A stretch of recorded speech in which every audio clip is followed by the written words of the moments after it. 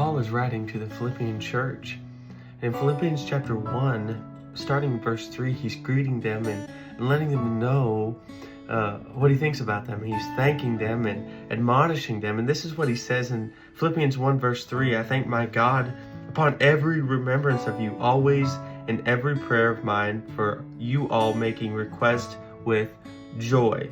But this next verse really kind of strikes a chord.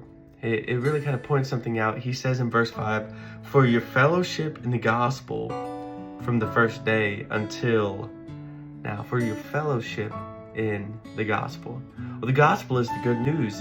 It is the power of God unto salvation. It is the death, the burial, and the resurrection of Jesus Christ. That's what we have hope in, is the gospel. We put our faith in Jesus Christ, the gospel.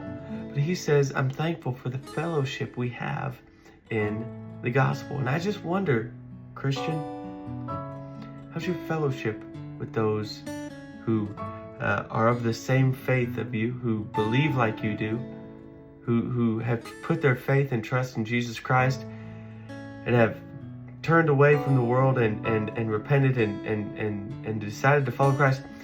Let me ask you, what's your fellowship in the gospel like with other believers? I often wonder if a lot of people aren't upset more at believers than they are unbelievers. It's a sad day when we have more friends who are unbelievers than rather believers. Paul was thankful for the fellowship he had in the gospel with these believers. How's your fellowship in the gospel with believers that are close to you? See, there's no need for dissension within the church. There's no need for massive disagreement or a big blow up. I still believe we can have fellowship in the gospel because the gospel is the center point of our faith. Jesus Christ. We all look to him for salvation. We all look to him for hope. We all look to him for everything that we need. He is all in all, and he is preeminent.